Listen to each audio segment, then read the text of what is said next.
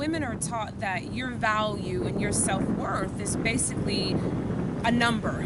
Right. And when I tell women, I say, guess how much I weigh? And I typically get responses of 130, 100, and maybe 40. And then I go on and say, I'm 160 pounds. And they look at me like, no, there's no way that you could be 160 pounds. But I tell them, what does my number have to do with my self-worth? Right. What does my number have to do with the value of me as a woman? Now, yes, we know statistics show us that women that weigh more have more health issues, but we're not talking about being thin or skinny, and we're not talking about being obese or overweight. We're talking about becoming healthy. And healthy starts with how you feel on the inside. I have a theory. If you teach a woman to love herself, you can teach her to love her body. Yes. Yes. Yeah. Yeah. So what I mean by that is, if you teach me to value me just as a person, Right. if you teach me the basic humanity of being me, not because of my job, not because of my relationship with my husband or my children or the title of my job, but Yes. just for being me, you empower me because you say you're valuable. Right. And what you do is just an extension of who you are. And we've got to help women realize that your who and your what are not the same. This makes sense. You know, a lot so of sense. It makes a lot of sense. I think women become empowered when they see the value of themselves. Yes. Because when I realize my own worth, I'm like, oh my gosh, Yeah. I am amazing. Not what I've done. I, as a human being, am amazing. Too many people put their jobs as who they are. They say Yes. that, you know, this Yeah. is who I am. When someone says, well, who are you? You know, what do you do? No one says, you know, this is my soul's path, or, Exactly. you know, this is how I Exactly. feel Exactly. inside. It's always Exactly. about, well, I'm, you know, a military wife, you know, or, Yeah, yeah, or I yeah. am, you know, I'm a housekeeper, whatever your job title is, but you know, put yourself in there with your job. Yeah, and it's yeah. not even valuing who you are inside. Exactly. So what that does, if we're honest, we become worker bees, right? We become working at becoming a title. We become, Yes, that's exactly what the it more is. and more Yes. I earn significance by what? I use it as a conduit to my who. So in Right. essence, what women are doing is, if I run the extra mile, if I get the fuller lips, if I get the breast implants, if I get the straight hair, it's an illusion. It's a phase of chasing and chasing and chasing. Mask. Till one day you wake up and you're reaching and you're like, I'm never going to catch up with it, because trends change, fashion changes, Yep. makeup changes, and until you say enough is enough, you don't ever find your who, because you're always chasing the next what. Yep. You just chasing the next Chasing. It's like trying illusion, to chase the wind. next title. Yeah, it's an illusion. Exactly. It's the mask that you wear. Yes. And so I love when I sit with a woman or I go speak to a group of women and you can hear a pin drop. Because what I've said has penetrated their soul, their spirit. And the lights come on that, you mean I don't have to perform There to you be go. seen as being valuable? And the answer is no. Why perform? Because if you can't accept me for me, then you really don't know me. Because if you knew me, you knew I was kind, Yes. you knew I was passionate, you knew I was determined. You would know the characteristics of me, not the numbers on the scale, not my degrees, not the 7 books I've written. You know me. And I think women of all shapes, all sizes are looking for, who am I? Still looking They're still for. looking for, who am I? Outside of the things that they're chasing, outside of the money that they're spending on makeup and implants and all of the external, the inner woman is still saying, see me, see me. She's See shouting. me. Yes. See me. 2017, and we're going to be Yes. going into 2018. Yeah. And because of the long time conditioning of women feeling like they're less than, or made to feel like they're less than. I think that I do a lot of reading on women's studies, and you know, this is a beautiful time for the space of women and leadership, and women have made leaps and bounds, but what I feel is when it comes to internal progress, women have not made it as far as we need to go in order to change the world the way that we really can. Because businesses aren't built just in a building, right? Right. A woman can own a business, but it really starts with her. Her business will be a reflection of the internal matrix of herself. Her family and her daughters become a replica of her. Absolutely. Right? Yeah. And studies show us that, yes, social media has a huge influence on young girls, but a mother's perspective of her own body and herself has a greater impact on her daughter. So we, as we're going out to conquer the world in a business sense and a career sense, if we're mothers, if we're aunts, if we're mentors, the best thing we can do for the next generation of young girls is teach them their own value. And it's not based on how pretty they are. It's not based on what side of town they live on, but it's based on humanity. You count. Humanity. You're valuable. And then when they understand their value and their humanity, they say, wait a minute, you mean I have something to offer this world? You're absolutely right. Yes. You are absolutely right. And you don't have to choose between being beautiful or smart or fit. You can be all of those things. But when you focus just on how you look, you're in a dangerous place. It's almost like putting all of your hope in one path without the acceptance of it may take many paths to get you to where you want to go. So I think these moments are what women are longing for, to have girlfriends like you that just sit back and say, hey, how's your soul doing today? Yes. You know, how's the real you? I asked a lady yesterday, I said, are you happy? I was counseling with her. And she says, well, I've got a great job, I've got a great car, I said, that's not what I asked you.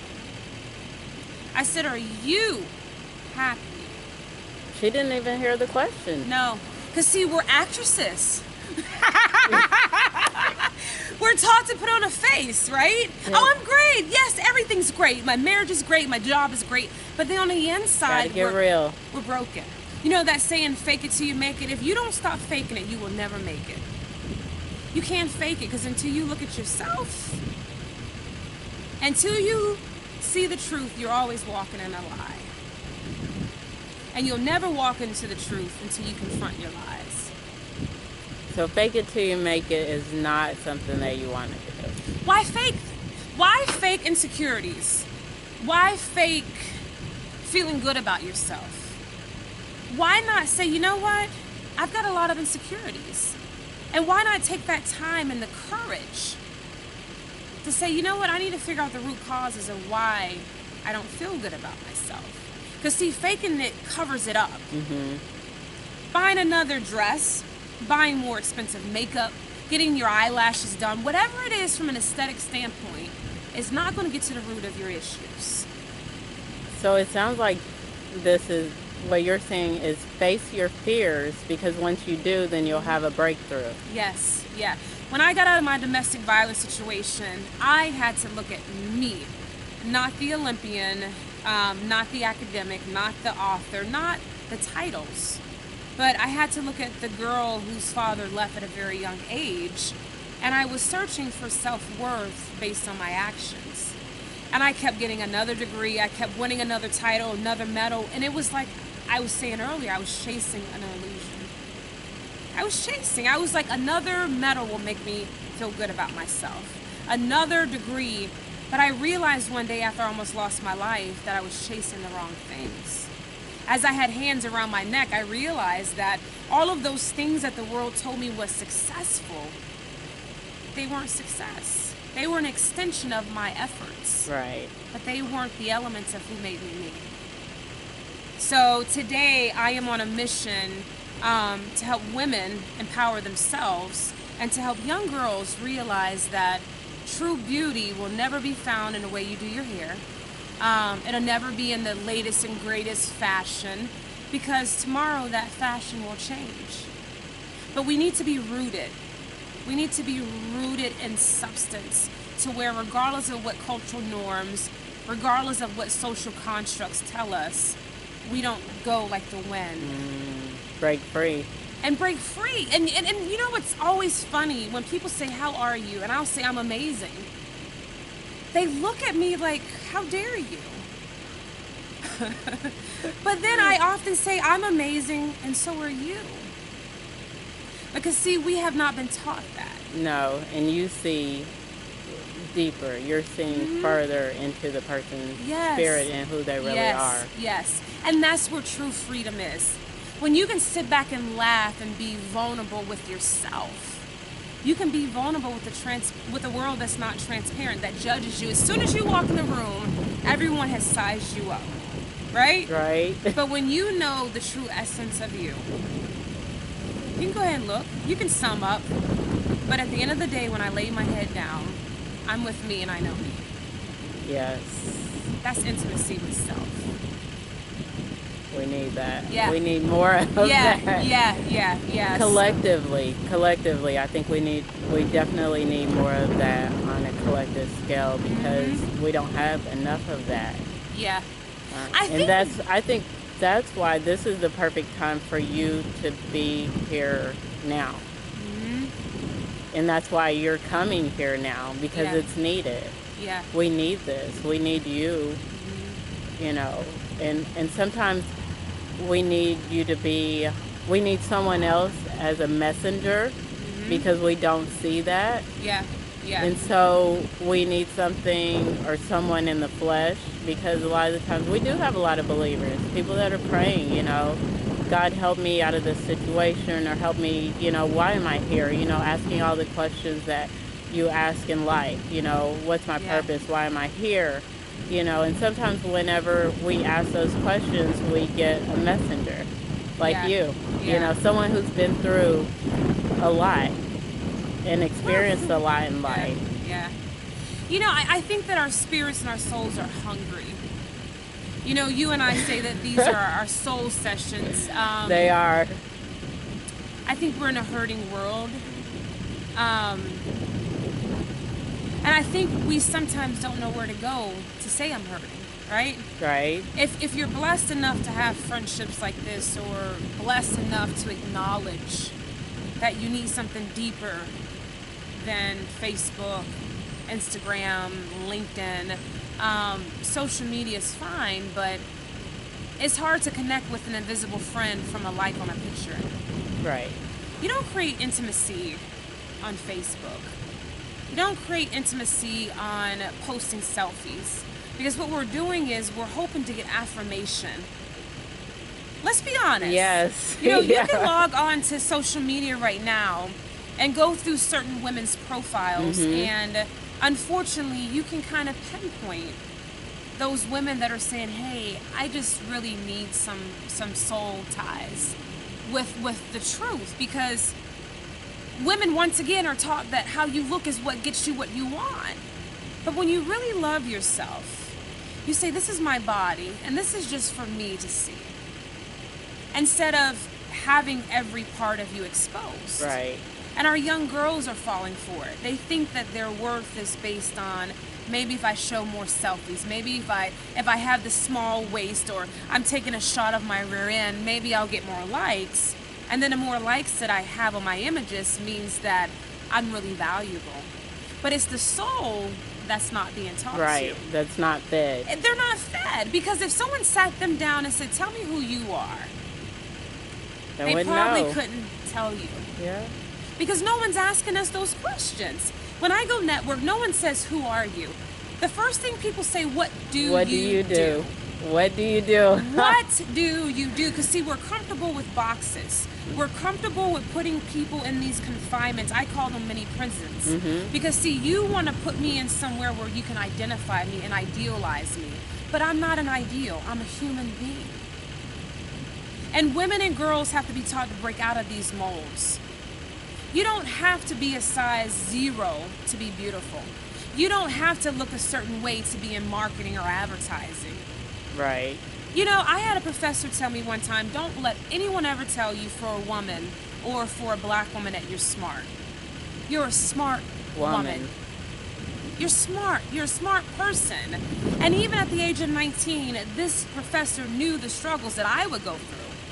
Being a woman of color, being educated, being successful, people want to put me in a box. Right. I don't belong in a box. Nope. And women have voices. We have to say no.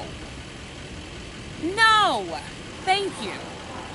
Learn to say no. Say no. Like, no is my best friend at 39. No, I feel you. I was just thinking that. I said no. You know, there's been a lot of times where I'm just thinking, I've got to say no. No. I have to say You no. have to say no. And Yeah. this Yeah. is a time of no and taking Yes. care of yourself and Yes. and really digging deep and learning about who you are within, because then you know what you want, Oh, what yeah. you're willing to accept, Exactly. and Exactly. what, Exactly. what you're not going to accept. Exactly. You know, the interesting thing about that, once you get to that place and you're there now, and it's Yes. beautiful to see you as you're transforming, but people around you become uncomfortable. Very. They're like, what do you mean you can't do that? Well, you used to, but that Who was is the old this? me. What do you mean? You know, I look at no as almost like it's a self-esteem booster. Yes. Right? Yes. Because let's be Yes. honest, a lot of our yeses are because we're people pleasers. Yes. Oh my goodness. I don't want to say no because what are they going to think? I don't want to say no because they're going to be disappointed in me. So we go to PTA meetings that we don't want to go to. We put our kids into events that we really could care less about because we want everyone to see us as the perfect mom. We volunteer at places that we don't want to because we're the best Christian. You know, we take on projects at work because I'm going to climb the corporate ladder. We're inside, we're like, I'm unfulfilled. I'm only doing this to become a performer. I call it a pony show. Yeah. Or a dog show. You ever seen a dog show? Yes. And the dog owner kind of prances the dog around a panel of judges. Ah, okay. Right? Yes. And then the judges have a viewpoint of, well, you're really not as tall as we want you to be. You're not the color we want you to be. You're not cut the way. So the dog owner goes back and tries to force this dog to meet the standards of a panel of judges that will change the next year. And so the next panel will require something else. We're the same way. We play pony and dog shows, right? Under certain circumstances, we pretend to be someone else because I want you to like me. Right. So I'm going to go out and buy the most expensive dress and do my hair the way that just looks so amazing because I need your approval. Tell me I'm beautiful. Tell me I'm smart. Tell me I did a good job. And then we're looking for that pet moment of you affirming. And then what happens is when that affirmation goes away, it's almost like a drug addict. The first time a drug addict gets high is the highest they will ever get. Right. So they have to keep going back again and again. And it's sad to think about that, but we become addicted to approval. Not Yes. realizing that the people that we're seeking approval from, they're not perfect. No. And that's the beautiful thing about learning you. When you say, wait a minute, I'm flawed, you're flawed, he's flawed, she's flawed. It's a playing field that's all equal. Right. Yes. So in God's world, there's no one that's higher than anyone else. We're all here trying to do life and figure life out. But society, once again, tells us if you live in this area code or if you are a part of this socioeconomic group, you have arrived. But no one talks to humanity. Everyone talks to bank accounts, sizes of bodies, social groups, job locations. And it's like at the end of the day, is that the totality of life? It's not. And if that's what you base your life on, you're going to be lost for a very long time. And you don't realize your power as a co-creator. We were talking about that off camera a little while ago, you know, that we are co-creators, that we are here on the planet to co-create, to be an active participant, and to also be fulfilled in knowing that we too can go within. Everything that we need is within us. Right here. Yeah. But sometimes we do need those messengers to come and to help us. And so we do have help, and that shows us that we are all one, that we're united. Yes. We're interconnected. Yes. Right? So in the physiological world, we have what's called a kinetic chain. You've got the nervous system, you've got the muscles, and you've got the bones. And it's so beautiful because I can have a thought. and it sends a neurological transmission that causes the muscle to contract that pulls on the bone, right? Makes sense. So humanity is wrapped into humanity. Yes. Yes. I mean, that is like It is. our bodies are connected. We get this. You and I, we get Yes. this, and Yeah. this is, you know, Yeah. a lot of other people are getting it, and it's a beautiful thing. It's happening. Yeah, it's actually exciting because when I very first met exciting. you, you had blue hair. You had a bunch of your hair is a little different now, but you had all these colors in your hair, and I remember saying, "I love her hair." Yeah. And I remember just walking up to you and I was like, "I love your hair." And you always had like these amazing workout pants Yes. on. And your legs are so powerful. And I was like, "That's my sister in iron right there. She's a Yes. workout queen like me." And I remember the first thing I said to you, I was like, "Your hair is amazing." Thank you. But then when you responded to me, I felt your spirit, your soul. And I think that that's what we're hungry for, to find a common ground of interest. Because we focus so much on a difference, especially as women, right? Well, I don't look like her. My body's not like hers. Okay, yes, And we I look get each you. other up and Okay. down. We play this who does she think she is type of game. Instead of saying, "Wow, I love maybe your eyes, or maybe I love that bag," or finding some common ground. Yes. We've got more in common than we do in Yes. difference, right? Yes, we do. Yeah, yeah. We do, yeah. but if we're looking each other up and down, how are we gonna know? You know, we have Yeah. we have to come from the soul. And I always tell people, I'm not looking at your outer appearance. I'm speaking to your soul. I'm speaking to who you are. You Yeah, know, your yeah. being. Yes. And that's so, part of me, that's so powerful. Like, I love going new places and flying because whoever's around me, they become my new BFF. There you, hey, I mean, like, whether they I love it. I love it. whether they want to or not. Because in my mind, I think, wow, here's another human being that has a story. Yeah. Right? Yes. And just imagine if everyone wrote their own story Wow. and we exchanged books. Just imagine Yeah. that, right? If we all just sat and we had no pictures and we just wrote a story and we closed our eyes and we just switched books and we took time with a non-biased eye to just read, we would sit back in awe. Because see, my perception of that person was based on a view of them. But see, if I can't see them and all I see are words, now when I go back and meet them, I see who they are, Yes. or a glimpse of who they are. We don't get that. We don't get that. We're all a book. But see, we have closed chapters in our lives that we kind of harbor and we tuck away. And if we're honest, we kind of dump dirt on them and say, Yes. no one can read that chapter because that was a really ugly part of life. I just want them to see the now chapter. But it's all of those bad parts and dark moments is where we connect. When we open up to one another. When we open up, I believe that there's power in vulnerability. When I began to share my story of domestic violence with other women, I would have CFOs, military women, just women from all walks of life whisper, "Thanks, I'm a survivor too."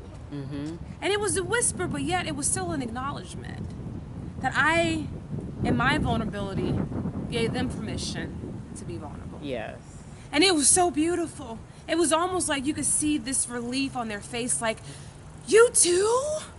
Couldn't believe Thanks. it. Couldn't believe it. Yeah. A lot of the situations, you Yeah. know, you look because Yeah. no one knows your story. They don't know your book. You No. know, they don't know No. those chapters that you've hidden away, No. that you've, closed up. Yeah. You know, when I started writing my books, and I had never written before, I was doing a lot of research, and they put an emphasis on a book cover. Because from a visual perspective, if someone walks by and something doesn't catch your eye when you're looking for a book, most consumers won't even open it.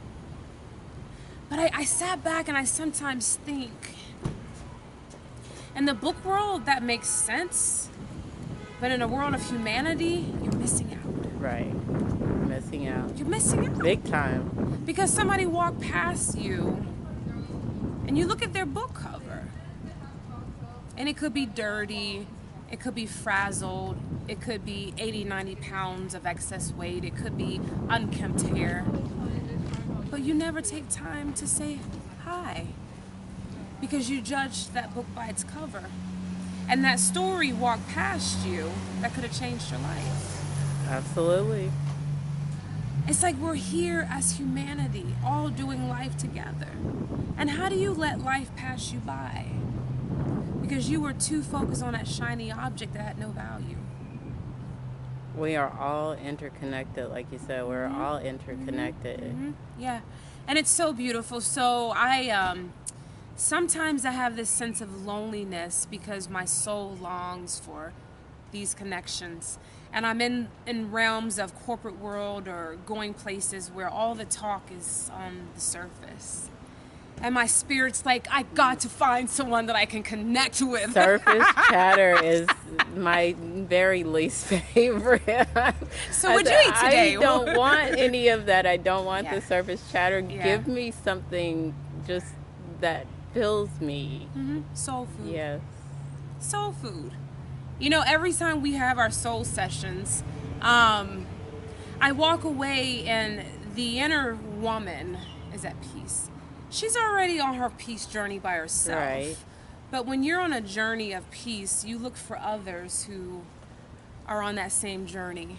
Yes, right? That's right. And you sit and you sup and you share and you cry and you listen. And one person goes that way and the other goes, but you're still connected. Yes.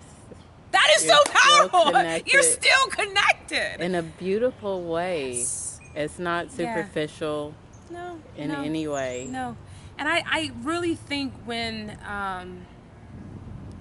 a woman's soul becomes anchored, she begins to grow. Amen to that. I believe it. I truly, when I know it. It's Yeah, not just yeah. believing, but it's knowing. It's being in that place. Yeah. I think it goes from head knowledge to heart knowledge. And then I think it goes from heart knowledge to outer view. Sometimes, I think you even told me, you said one day you were looking at the sky and it started to look different. Oh, yeah. Was that you Yeah. that shared that with It me? looks, yes. Yeah. So I was meditating for 21 days. I did a 21-day meditation. And just to go outside every morning, I had no idea we had as many rainbows here where we are, just like there are in Hawaii. And we're not even in Hawaii. Wow.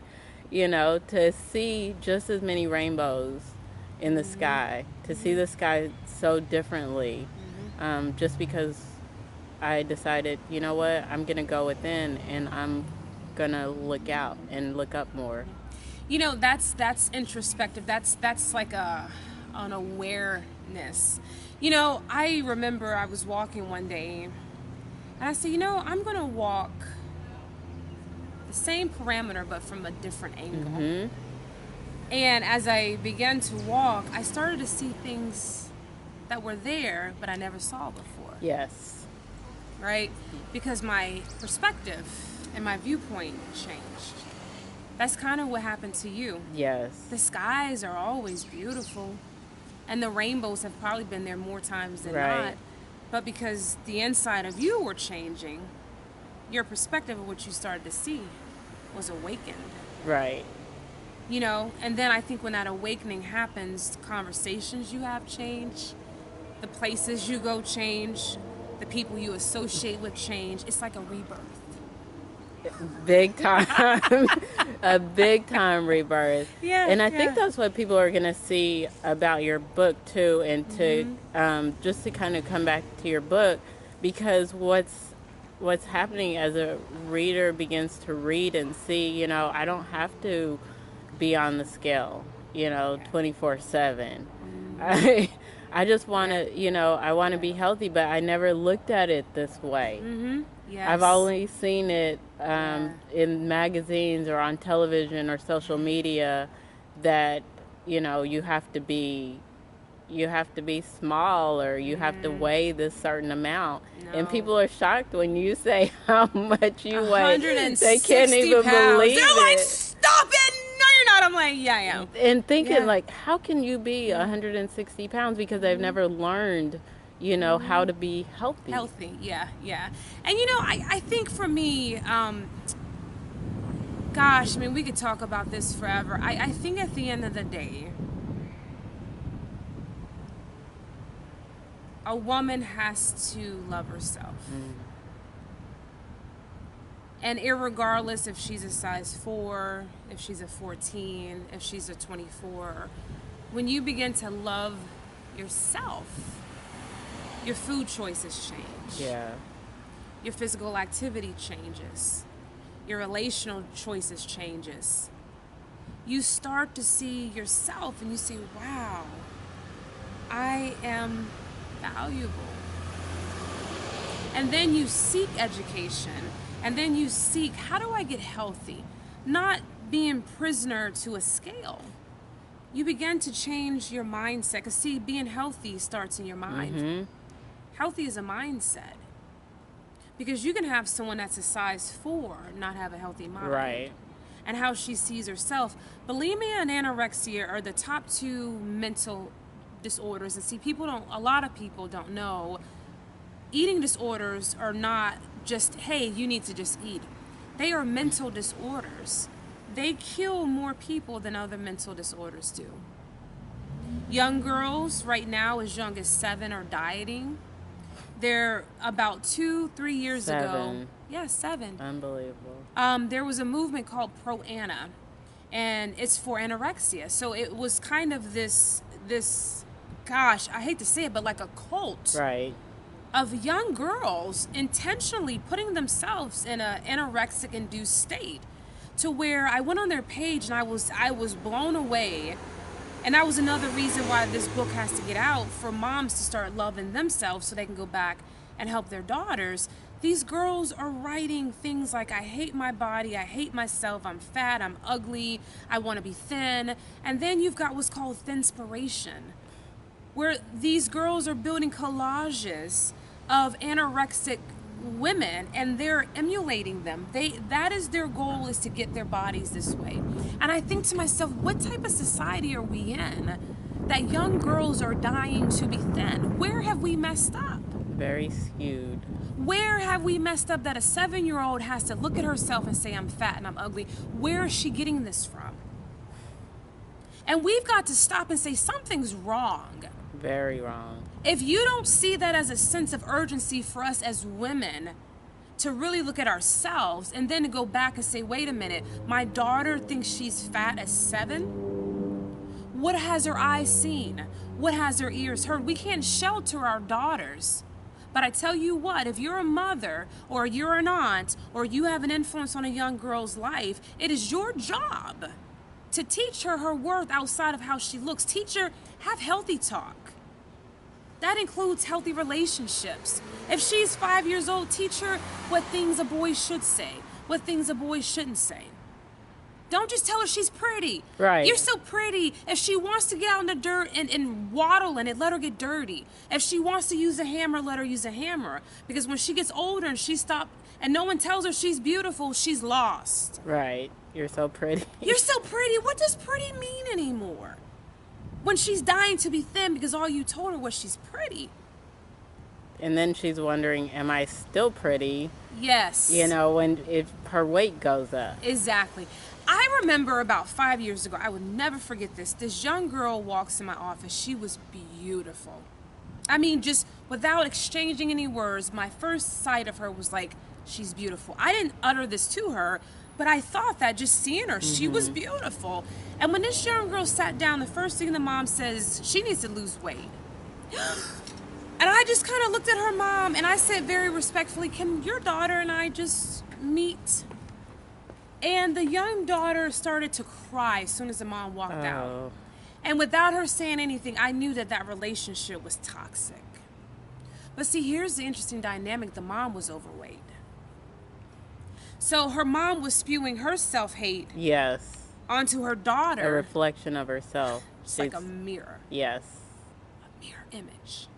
And I thought, I sat with her mom. I said, Mom, I said, you know, your conversations are going to have to change with your daughter for her to see herself in a healthier way.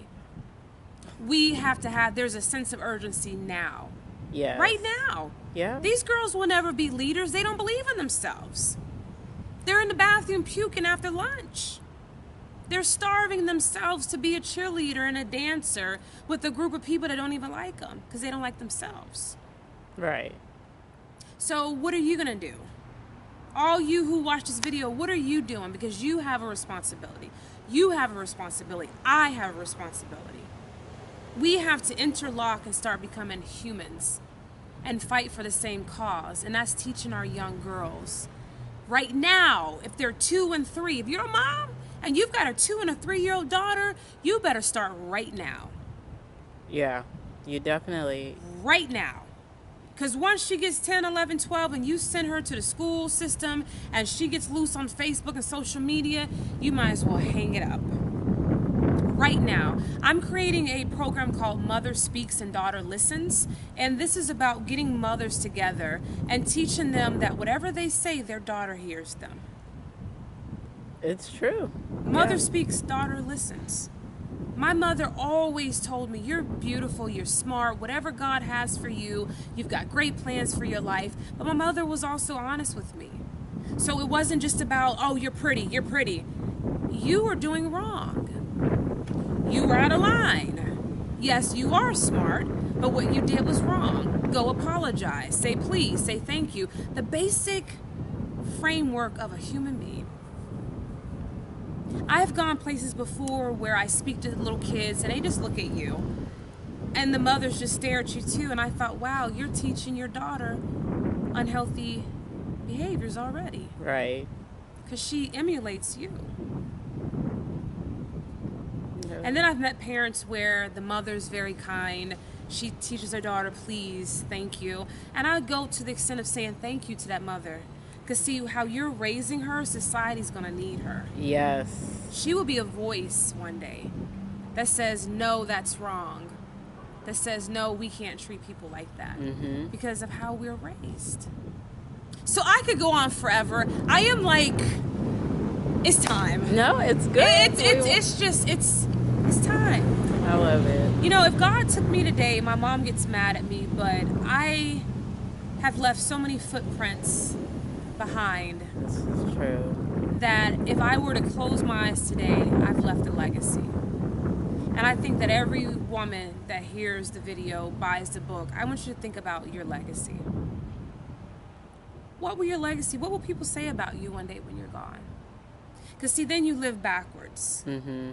I laugh and say, I'm going to have so many people at my funeral. My mom's like, stop it. I say, but listen to what I'm saying. She doesn't want to hear that. I know, but if you think about this, if you say, when I leave one day, I want to have like so many people in my funeral that there's nowhere to stand. Mm-hmm. That means that you affected and touched so many lives. Such a beautiful way. In such a way that when you're long gone, the essence of who remains. Yes.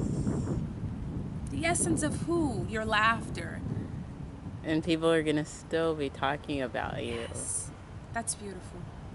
And That's the beautiful. lessons and Yeah. things that they've learned along Mm-hmm. the way. I believe there are going to be people that you don't even realize that you've touched. You know, sometimes they don't come back until years later, and you know, like you said, if you pass away, you know, they'll think about it, you know, and they'll say, Yeah. she Yeah. really touched me. Letitia really touched me. And that's my mission. You know, I think it's not about a book. It's bigger than a book. It's about a story.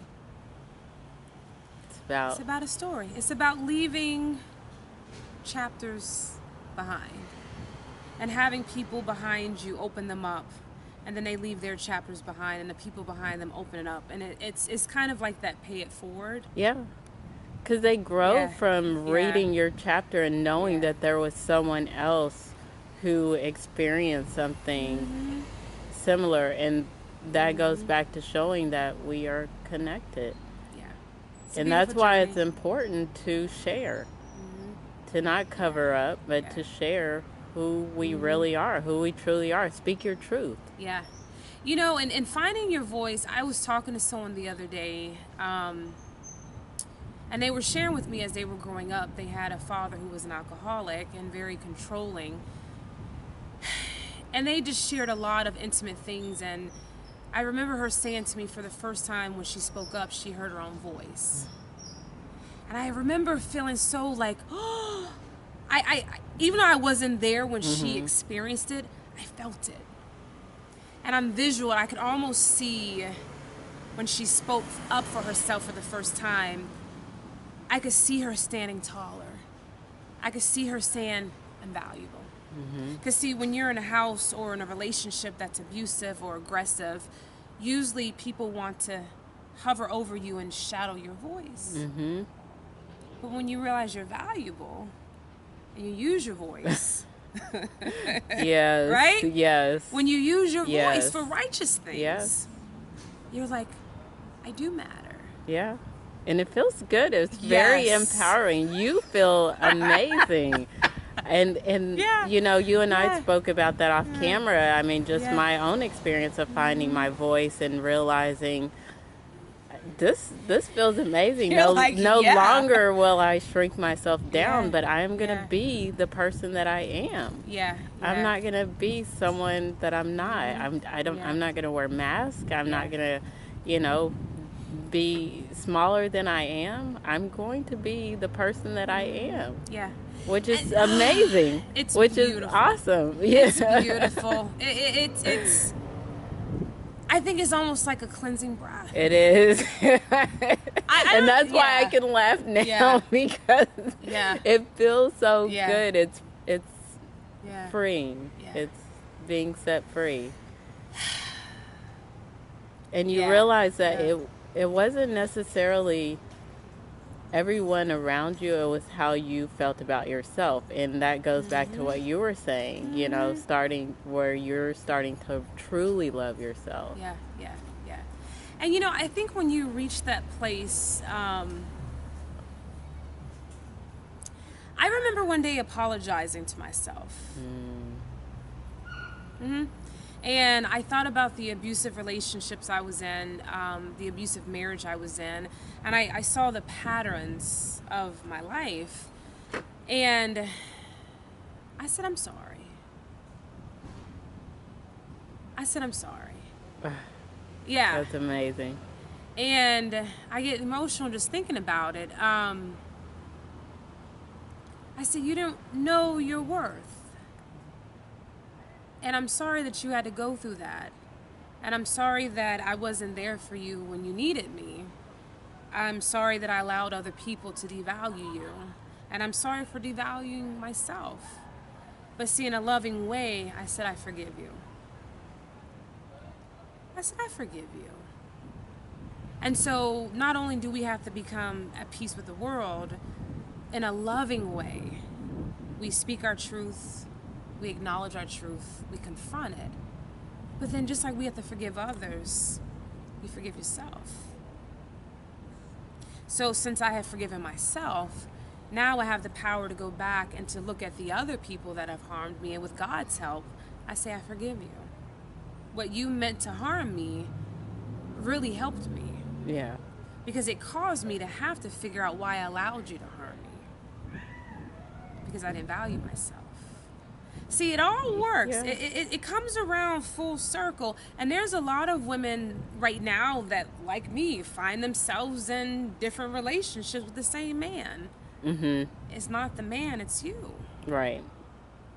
If you find yourself in patterns of behavior in different geographical locations, different jobs, different friendships, but you're having the same issues, it's not the location, it's not the friendships, it's you. Right. Oops. And we don't want to look at ourselves. No, you want to blame everyone else. You want to blame, but then you want to cover it up. You want to fake it till you make it. But see, when I leave you and this camera goes off, I get in my car and I'm there. And I used to run from myself. I moved 7 times in 7 years. Seven my times goodness. in 7 years. I can pack a whole house in like 2 days. Because I felt if I move here, I'm going to be happier. If I move here, I'm going to be happier. But that wasn't the case. I wasn't happy on the inside. Uh-huh. So you were trying to change your situation on the outside, and it didn't help. No. And no matter where I went, that anxiety, that discontent, rejection issues, abandonment issues, they just clouded my head. And everywhere I went, they clouded my head. So you came to the realization that it was not the moves, it was what was on the inside. So the inside needed to be fixed. The inside needed to be taken care of. Yeah. My body was fit. I had all of this mental, ability. I had all these degrees. And I'm like, I am lost. Uh-huh. I am searching. We're not taught the true spiritual aspects of being, of going within.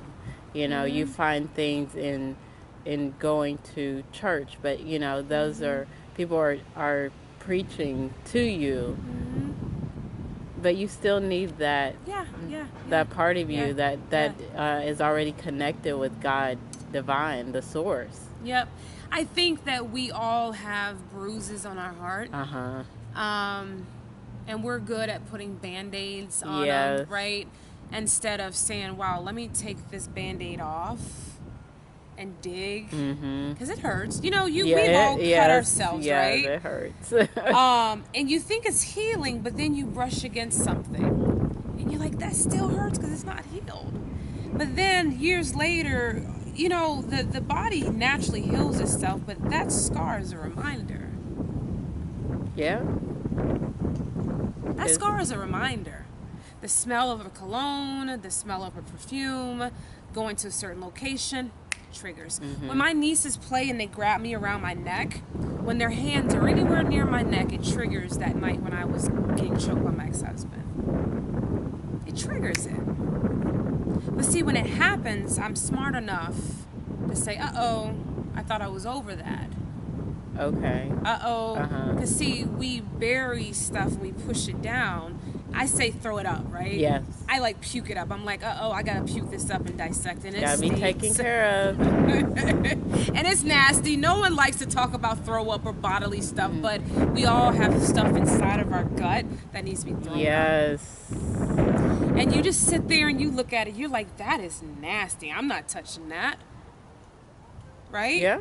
Yeah. But if you don't touch it and clean it up, you have to take care of it. You have to. You have to take care of it. That's part of our soul's journey. Yes. Is to take all of the gunk get all of that nastiness, that gunky, just junk out of us. We have to get it out of us, and we have to deal with it. Yeah. Because if we don't, then it's gonna stay there. It stays. It's gonna stay there.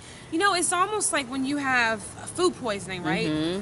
Something inside of your body is so smart that it causes your muscles to contract to make you vomit. Because see, the body's smart. The body recognizes toxins and it recognizes toxicity. That's what food poisoning is. Right. It's toxins. Some bad food got into your body. But see, something bad comes to our eye gate, our ear gate, and our heart gate. And we don't want to throw it up. We just kind of want to keep it. And then it manifests itself in bitterness. Oh, yeah. Emotional eating, anger. People around us. So you start attracting, people that are, it's gonna manifest so that you have to deal with it in the flesh. Yeah, you still gotta deal with it. So I have this thought, like, there's poop on everyone's front door, right? We all got piles of poop, and it stinks. It's almost like you go to your house every day and you see the pile of poop there and you smell it, but you're like, I don't want to deal with it. So you turn your head, you put your key in your door, and you kind of walk in. And then you go to work, you do your stuff, and then you come back home, and it's like it piles up, right? And then before it gets so big, you don't even know where to start. You don't know what to do, and that's where you feel like, where do I go now? Where do I go? Because you didn't take care of it. You didn't take care. Or then, see, as women, what we do is we start looking at somebody else's porch. Okay. Well, she looked like she got it all together, but see, what she fails to tell you about her life is she's got a pile of poop too, but it's at her back door where you can't see it. Yeah. No one is perfect. No one is That's the perfect. moral of the story. So just think about it. If we all had shovels, and I mean, let's just be honest, and we went out to our front doors right now and said, I got a pile of crap. And we were brave enough to start one piece at a time. Daddy issues, rejection issues, unforgiveness issues, weight issues, molestation issues. Clean it up.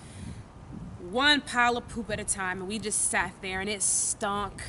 And a natural reaction is to run from it. But if you sat there with your gloves on, and you said, I'm going to go through it and dissect it and look at it. And it sounds vulgar. It sounds like, but that's how life becomes. I had so much pain inside of me.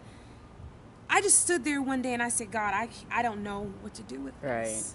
Right. It was a lot. It was too a much. lot. It was so much. And I couldn't even describe the pain. It was that painful. It was that painful. My father left, and something inside of me was like, I'm not worthy. And I don't know what age it happened at. It had to have been around 12 or 13. I was on a wreck. Either I was going to kill myself or somebody was going to kill me. I promise you. I promise you. I look back now and I'm like, man. See, but the thing was, no one saw me. No one saw my who. They just saw my what. I'm competing. I'm in magazines. I'm doing all this stuff, doing these interviews. But on the inside, I was a ticking time bomb. I had anxiety. I couldn't sleep at night. I had fear. I never want to be her again. No. I will never go back to that person. I thank her for what she taught me, but I can never go back. I can never go back. You evolved too much. You know too much. And the person that you are today is a different person. Yeah. But you know, I don't get rid of her. Right? Because when I see similar situations come, or I hear certain conversations that remind me of who that individual was, the new me, the new, mature, healed me says, you remember last time how that turned out, right? And I'm able to walk away. And so I thank her for what she taught me. And so sometimes we get so caught up with leaving our past behind that we don't thank the past for who it made us for today. Gratitude. To say thank you. If you didn't tell me that stove was hot and I didn't touch it, I would never have believed you. But I bet you if I put my hand on it and it burns me, the next time, hopefully, I'll look at it and say, been there before. I'm not doing that. We're not doing that. I'm not doing and that. It just applies. That's an excellent analogy. It just applies to life. It applies to life. And you can see this in all different aspects of it. And when you say that, I think it just depends on the person's situation, but it could be one of the big ones that comes up is relationships, because who doesn't want a relationship or who doesn't want to be loved? But then you keep getting into the same situation, the same type of relationships, like you were saying. Patterns. Yeah. One of the things I love about working with people is that I not only love what people do, but I love the why. And we have what's called the Trans-Theoretical Model of Change, or TTM. And we understand that change is a non-linear, meaning you don't just wake up one morning and say, you know what, I'm going to change. Right? You go through stages. And we're not patient with ourselves enough. Because, see, we live in a microwave society. Everybody wants it now.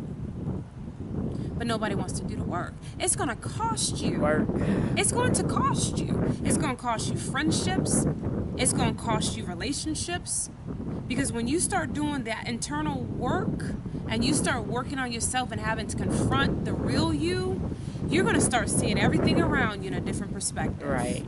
It will cost you. And others will see you differently. Yes, they will. They're going to be angry. They will. Let me tell you who's going to be angry. The people that are going to be angry are the people who never valued you. You are so right. Okay? You are so right. The people, Because they didn't take the time to know you. they wanted your what? What you did for them, when you were there for them, how convenient you made their life. See, this is where we For get them, uncomfortable, right? for Yes. them. Tell somebody no and see their response. Yeah. You When saw you're- the look. They didn't Yeah. see it, but you saw Yeah. it. Tell somebody no and see their response. See, because a person that loves you and that respects your transformation, and you say, you know what, I can't do those things anymore, they say, I'm proud of you. I'm proud of you for changing you. A person that never valued you and they tell you no, they were situational. They were there for what you could do, not for who you were. I don't want people around me that want me for what I do. If you can't have a conversation with me just being human, not the athlete, not the Olympian, not the author, not blah blah blah, just talk to me and just call me up to say, hey, how are you? Or I call you up. I remember when we first met. You were texting, you were calling, and I distinctly remember I said, don't you ever call me again. I said, I'm going to call you. I will be the next person to text you. I remember that. Because I saw your value. And I saw you were pursuing me. And I said, no, no, no, no, no.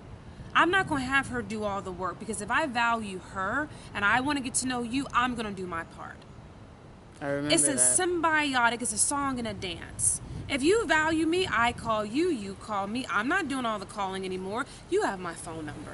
I've gotten rid of people in my lives that if you only talk to a person because you call them, they don't value you. If you kept calling me and texting me, I would have hoped that you would have stopped. Because that means that no response means I didn't value you. That's true. Yeah. And see, we make excuses. Well, they're busy. No, they're not too busy for what they value. Yeah, that's so true. It's Nobody so wants true. to call people on their stuff anymore. Well, they just didn't have time. Well, they were right here in town. If they value you, they would have stopped to see you. Yeah. Even if it was for 5 minutes. Yeah. Stop making excuses for people that devalue you. Well, that's the thing. I think we've gotten so conditioned to do that. We've been doing it for so long, and people, like you said, that's exactly what it is. I mean, just Yeah. call it what it is. They're not valuing you. It's just not No. something that people are doing these days, especially with texting and Ugh. we're not even gonna I can't get. stand I texting. know. I do want to get back to just real quick the Yes.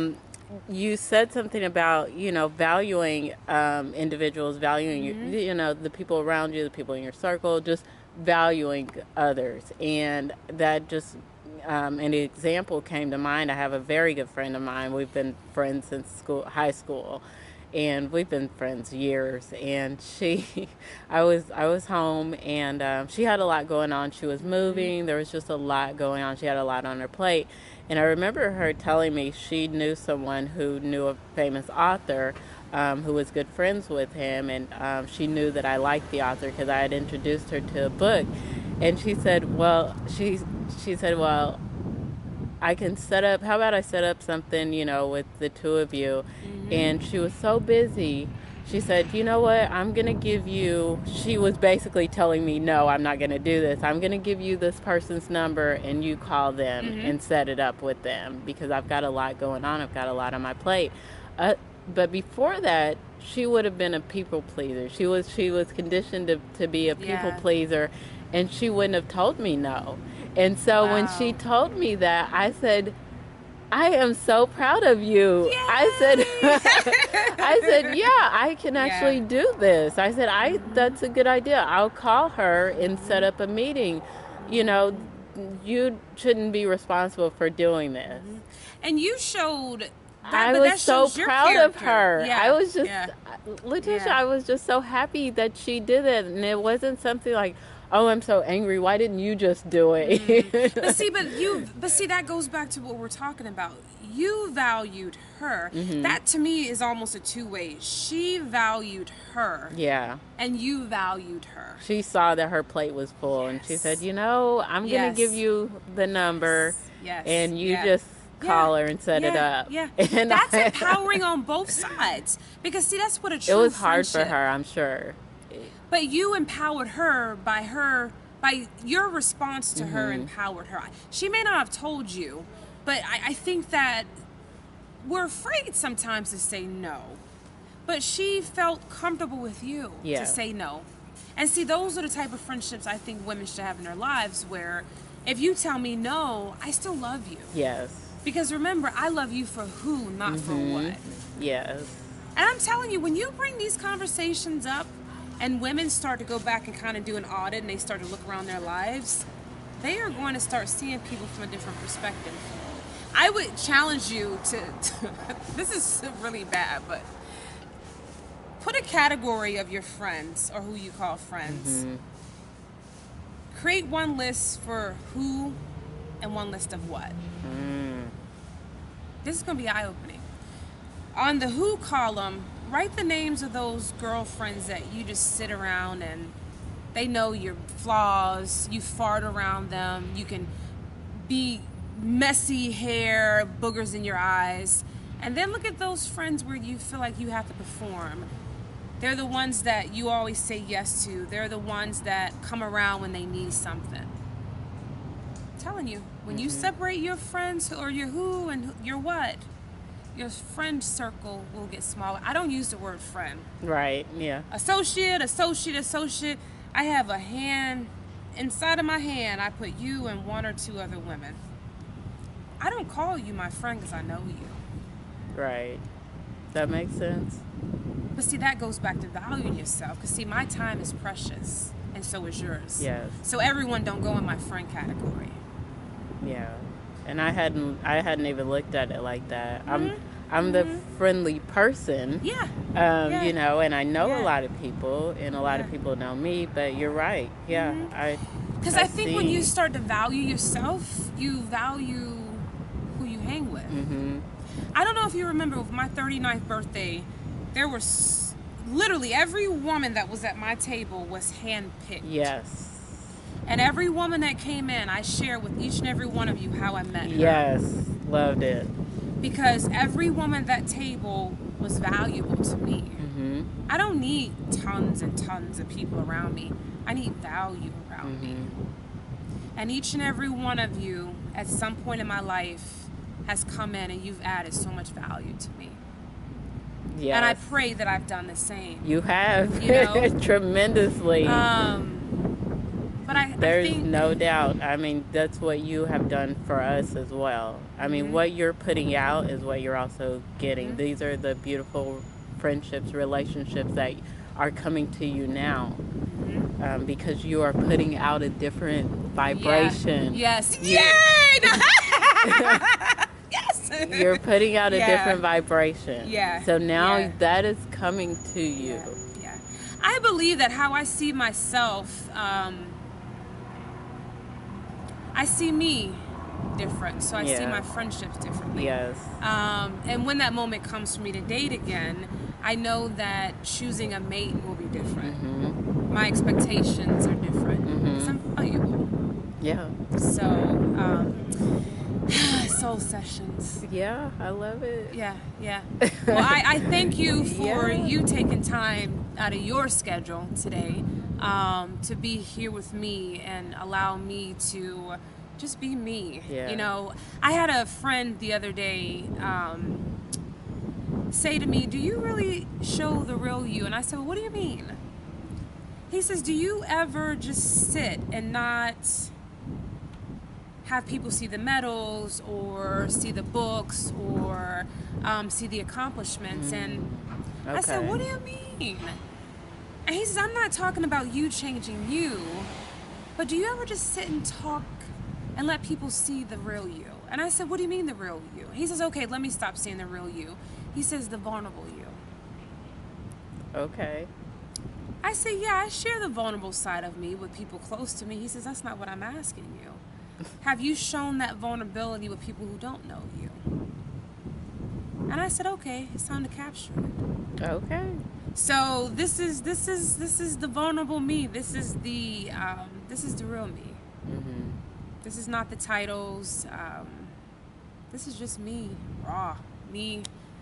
I'm Letitia. You know, I'm that I remember when I was little, and I still do it, but I have a loud laugh. But I love your laughter because it fills a room, it fills the outdoor, it fills the planet, and we need that. Yeah, I just yeah. love your laughter. Yeah, but what I realize is I have started to just love me. Yes. When I hear myself laugh, it's authentic. Mm-hmm. It's like from the... It is you. That's the kind of laughter. People are paying to get this type of training, laughter training, and it's already within you. God's already given you this. Praise God. And I'm not going to spend my life performing. Mm-hmm. I'm going to spend my life living. Being you. Being me. That's all you can be. But that's enough. Yeah. That's enough. Yeah. That's enough. And I want every woman, every girl to be taught you're enough. You're enough. Not the grades that you earn, not the car that you drive, not the straight hair, not this. You're enough. And there's no comma, there's no slash, it's a period. Yes. You're enough. Period. That's it. If we said nothing else. You're enough. I think that's great. I think we can. Yeah. Soul sessions. Yeah. I think that these moments are going to be called soul sessions. Yeah. With your permission. Yeah. You're more soul than sessions. Soul sessions. And so I challenge whoever sees this video to go find someone to have a soul session with. Because this is raw. This was not planned. No. All right. Thank you. Thank you, Letitia. This has been a joy. We need Thank you. Yeah. this. I'm always refreshed. I'm always amazed at, because when I came out here to do what we